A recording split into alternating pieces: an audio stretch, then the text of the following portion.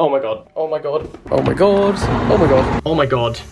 Oh my god. Okay, no one panic, but it's happening. This morning, the doorbell rang at 9 AM, which is too early for the doorbell to ring when I went to bed at 6 AM because I was playing Animal Crossing all night. Anyway, the doorbell rang at 9 AM, this parcel arrived, and in this parcel is my freaking book. My book, The Universe, which still feels so ridiculous to be saying out loud, is currently being printed in preparation for the release date, which is the 6th of August, and this right here is the first ever copy. Now, some of you watching this may be thinking, hang on a sec, that isn't the first copy, we've seen you hold that book before. Well, no, you actually haven't, because this copy of the book, which I've shown you before, is not actually my book. This is a mock-up of the cover, and it's stuck to a book about cats. Unfortunately, this is not in my book. This actually is my book. So, without further ado, oh my god. By the way, if anyone is playing a drinking game where you drink every time I say oh my god, you are going to be paralytic by the end of this video. Oh my god, it's there. I can see it. I can see it. Why am I getting emotional already? Stop that. Stop that. Let's have a look. On tonight's program, ladies and gentlemen, we have something that's going to make you sick.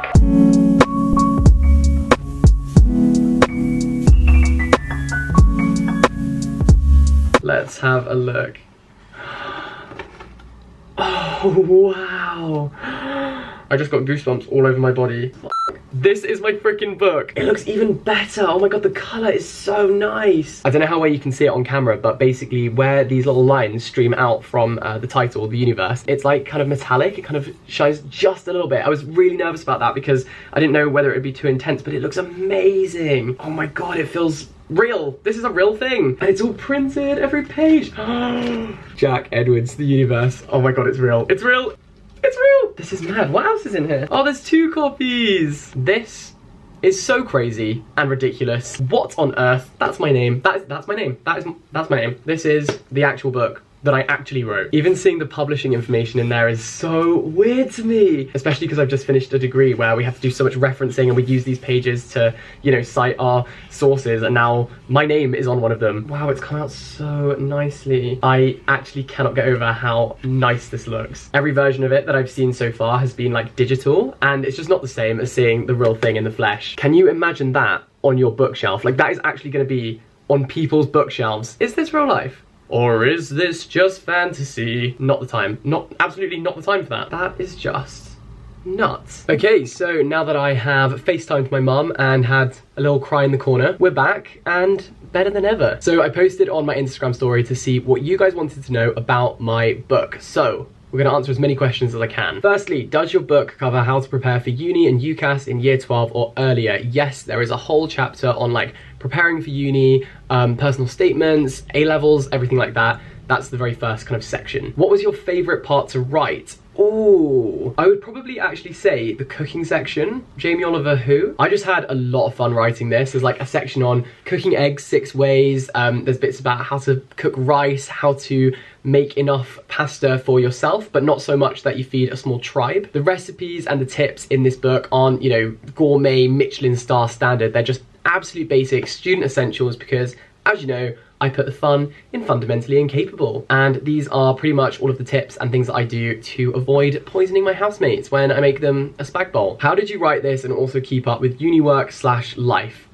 With great difficulty, I'm not gonna lie. It was intense. Like, it was not an easy thing to do, but all credit to my publishers for being so understanding and letting me have all the time that it needed. They were just super understanding when I needed more time, or I was like, I'm really sorry, I've got loads of deadlines this week. They were awesome and really helped me to like balance everything, because it was pretty chaotic, I'm not gonna lie. Having said that, however, I am really glad that I wrote it while I was still a student, because a lot of the ideas and inspiration came from just daily student life. So I think it was actually beneficial in the grand scheme of things. Is this book useful to international students willing to study in the UK? I wanted to make this book available and accessible to everyone. So any current student, any incoming freshers, any people who are just considering university, hopefully this book is the perfect guide to what to expect and what to do once you're there. Obviously my personal experience is UK based, but I think this explains kind of just a lot of things that are universal to any student. Universal. You see what I did there? Where do you even start? How long was the planning process compared to the writing? Well, as with any project, essay, dissertation I've ever written, I spent so freaking long just planning. And one thing I found really useful was to have a working contents page. So one of the first things I did was mock up like a really basic contents page, and then anytime I came up with any idea or even had a thought, I would like add it to the contents page. And so I really wrote it like bit by bit, almost like mini articles, and eventually they added up to cohesive chapters and then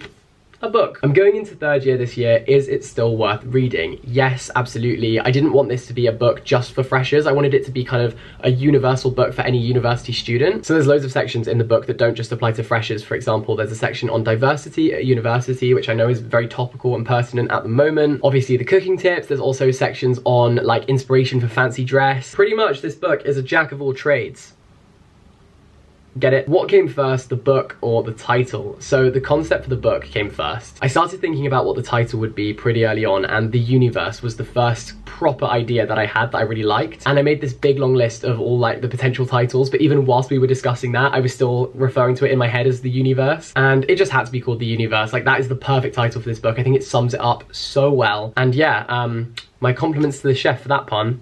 The chef being myself. Was it difficult to finish it, or did you want to keep revising it? Oh my lord, I've never wanted to revise before until this book. I would just edit and edit and edit and edit. The perfectionist really jumped out, okay? I just kept wanting to change the grammar or words or change the structure of the sentence, and eventually I had to let it go. And actually, one thing I didn't realize about writing and publishing books is that after a certain point, it needs to be typeset. So on this page, for example, you can see there's like a numbered list. On other pages, there are like little subtitles or diagrams. There's also footnotes, gaps between the paragraphs, and someone has to typeset all of that manually. And so basically, every time little old me is like, hang on a sec, I want to add a comma there, it's not as simple as editing like a Word document. So basically, after a certain point in the process, if you want to keep making edits, you have to pay to edit it. So the publishers would basically incur like a fee or a charge to keep editing the book. So eventually you have to call it a day and be like, this is as perfect as I can make it. How long did it take you to write it? When did you first get the idea to do so? So we had the first meeting with HarperCollins in February last year, and then I finished writing it in February this year. So it was pretty much a year between coming up with the concept and putting that final full stop. But we're obviously still kind of working on it as a project now. So yeah, it's an ongoing thing. How did you deal with writer's block? I kind of got writer's block because of the pressure that I was putting on myself to make this book immaculate. I think because it's a non-fiction book and it's kind of separated up into like chapters and articles, I didn't need to keep up with a certain flow. Like, I could just pick and choose what I wanted to write and when. So when I started struggling with certain sections, or I wasn't in the right mood or headspace to write that particular section, I could kind of move on to something else. What happens after you've submitted the script / write-up? What are the next steps? So basically, I sent off this big like 40,000 word Word document, and then my editors, Omara and Lydia, would read through it and they would add comments with track changes. And that would be, can you elaborate on this? Can you explain this further? Does this joke make sense? Is this joke actually funny? Some of the time the answer was no. Then I went back to the manuscript and basically I would like respond to their comments. So that would be a bit of like back and forth of like editing and improving it. Then the big scary one is when it goes to the proofreader. And the proofreader is basically the most incredibly patient person in the whole world, who looks through every single letter, every piece of punctuation, every space, anything, to make sure it's as perfect as possible and also fits the like HarperCollins house style. The whole way through, anyone who was like editing the book was just sending me comments so that I could improve it. So when I say editor, basically every book ever has that. It does not mean that someone has ghostwritten this book at all. This is not that kind of YouTuber book. There, I said it, like I wrote every word in this thing. Whether that convinces you to buy it or not is a different story. Did you ever think you would have author beside your name? Being an author is something that I've always dreamed of, but there's so many little things that you just never even consider, like the fact that on the Waterstones website it would be like Jack Edwards, author. The fact that my Goodreads account, which I used to just log all of the books that I read, got upgraded to an author profile. Little things like that are just so surreal and 50 shades of grey. Do you wish you had a book like this when you entered university? Yes, absolutely. That is pretty much the reason that I wrote this book, because I'm first generation in my family to go to university and also just a massive overthinker, which is so unhelpful. I was absolutely terrified about going to uni, and so this is exactly what I would have needed to reassure me and see me through it. So that was kind of the reason for writing it. How did you choose the cover, or did you design it? Basically, I went for a meeting with my publishers and I showed them on my laptop 50 book covers that I really liked. They then gave the design team a brief, and this is what they came up with originally. The thing that I found so difficult is that I really loved that book cover, and if I saw it in a shop, I'd be like, oh, what a nice book cover. But it just wasn't me. When I opened the little PDF file that I was sent and I looked at that cover, I just knew it wasn't my book cover. And let me just tell you, it was the worst email I've ever had to send to be like, I'm really sorry, but I don't like it. Obviously now I am really glad that I sent that email and was like, I'm just not really sure, because I wanted every tiny feature of this book to be perfect. So I went for a meeting at my publishers and kind of told them what I had envisioned the book cover to look like. Because the title is The Universe, I really wanted it to be like a big bang of all of the different kind of icons and artifacts of university life, like kind of bursting out. I suggested orange because orange is my favorite color and it felt very like gender neutral, and this is what the designers came up with, and I'm so in love with it. I just love every single thing about it. They honestly absolutely smashed it. I love the font, I love the little doodles, it's so unique and original. And because of the foiling on the front, the cover is like textured as well. Just incredible. They did such an amazing job. How many pages is it? It is 248. What are the different chapters about? Chapter 1 is before you go to university, so it's all about picking your course, picking your uni, finding the perfect place for you. Chapter 2 is so you're off to university. There's a university dictionary, bits about Freshers Week, what to pack. There's a checklist with boxes that you can actually tick off when you're packing. Chapter 3 is about work, so the different articles in that bit are about contact hours, how to wake up for your 9 AM, picking a dissertation topic, reading smart, how to research, understanding the university grading system, and alternative uses for your degree. Some of the articles are a little bit jokey, like tongue-in-cheek. Then we have chapter 4, which is basic survival, so it has like how to recycle, how to budget, how to use an iron, how to do laundry, how to avoid murdering your housemates, how to keep houseplants alive, how to cook. Chapter 5 is all about the social side of university. Chapter 6 is kind of university life, so it talks a bit about finance, studying abroad, getting grants and scholarships, what to do with your summers while you're at university. And then chapter 7 is all about well-being, mental health, and looking after yourself at uni. It feels weird to even be like talking about it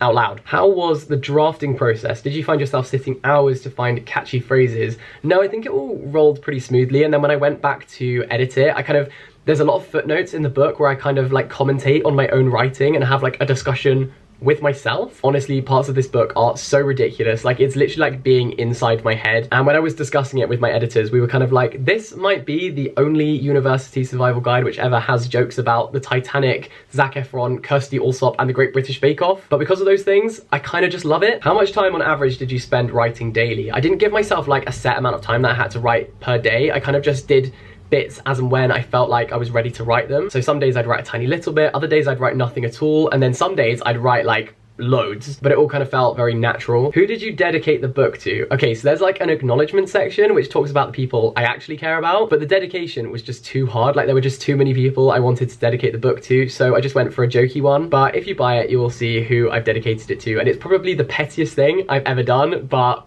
I'm kind of obsessed with it. Is it very Durham specific? No, not at all. What was the easiest and most difficult part to write? The easiest part was probably the acknowledgements, because I got to just gush about all the people I love. The most difficult parts to write were probably, one, there's a section on like drinking games and stuff, and it was just so weird and difficult to try to explain a drinking game and not make it sound really lame. And also there are some articles in there about being rejected from a university you apply to, and there's also a section on imposter syndrome at university, which is something I've never spoken about online, and I really wanted to word it right and get across how I've been feeling for the past 3-4 years. So that was kind of tough, kind of being so vulnerable and knowing that it was going to be printed. Like, there's no takesies backsies, and it's also not even the same as like a tweet or a YouTube video where you can just delete it or private it. Like, this book is, once it's published, it's published. But also it was very therapeutic and important to me to open myself up and be vulnerable and share something in this book that I've never really spoken about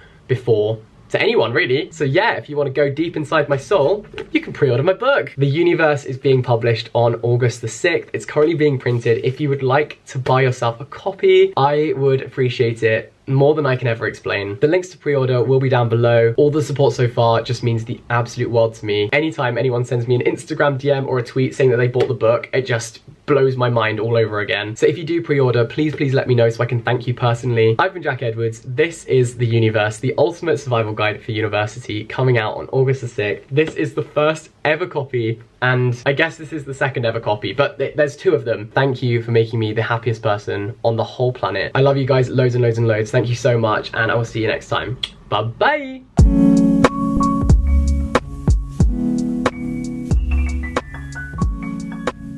In case I don't see ya, good afternoon, good evening, and good night.